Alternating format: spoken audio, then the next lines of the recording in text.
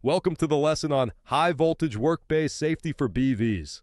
High voltage Workbay safety is essential to battery electric vehicle service and maintenance. In this lesson, we will provide you with a structured approach and guidance procedures to ensure the safety of technicians and the safety of the work environment. Let us look at our lesson objectives. By the end of this lesson, you will be able to explain how to maintain a safe BEV Workbay when you work on high voltage systems. Next, you will be able to detail the list of steps to follow, which are essential to maintaining a safe BEV Workbay environment while working on high-voltage systems. And lastly, you will be able to describe the procedures that are needed to ensure your personal safety and the safety of the Workbay environment while working on high-voltage systems. What is a BEV Workbay? A BEV Workbay is a designated space in a garage or factory where BEVs are repaired or maintained. BEV workbays should include high-voltage electrical safety equipment, lifts, insulated tools, fire safety equipment, ventilation systems, and other equipment needed to perform these tasks safely and efficiently, while considering the unique hazards of working with high-voltage electrical systems. Having insulated tools will help to prevent electric shock. The workbays should be well lit to ensure technicians can see what they are doing.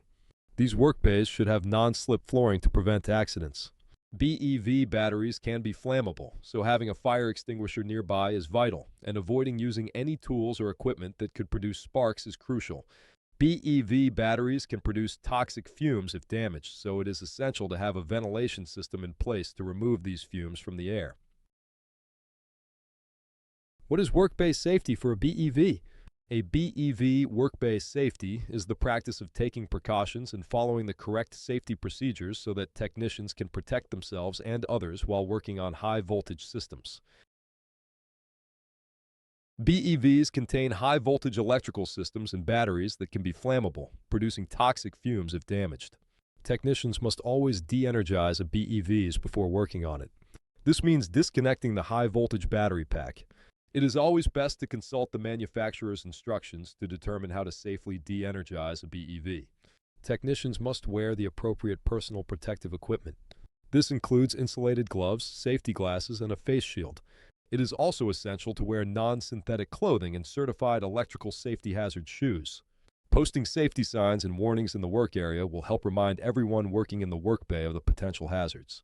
Technicians must be aware of the emergency exits and ensure they are always clearly marked. Work on high-voltage BEVs should never be performed alone. It should always be performed with others. This is because of the risk of electric shock, which can be fatal. Even if you are trained to work on high-voltage BEVs, it is always essential to have another person present in case of an accident. When working on high-voltage BEVs, it is important to check state laws and regulations to comply with all applicable safety requirements. Working on high-voltage BEVs in a workbay requires a structured and safety-focused approach. Listed here are guidelines segmented into 3 sections. The first section is pre-work, the second is mid-work, and the last segment is post-work. Let us briefly look at pre-work. 1. Plan and prepare. 2. Set up the workbay. 3. Secure and store the workbay and vehicle keys. 4. Wear the required personal protective equipment. 5. Check all tools and equipment. 6. Verify voltage using a voltage tester. 7. If applicable, implement lockout or takeout procedures. 8. Ensure access to high-voltage components. The next section is mid-work. 1. Perform the necessary service or maintenance repairs. 2. Check the voltage levels periodically. The last section is post-work. 1. After the work is completed, conduct quality control and testing. 2. Clean up the workbay. 3. Complete all necessary documentation.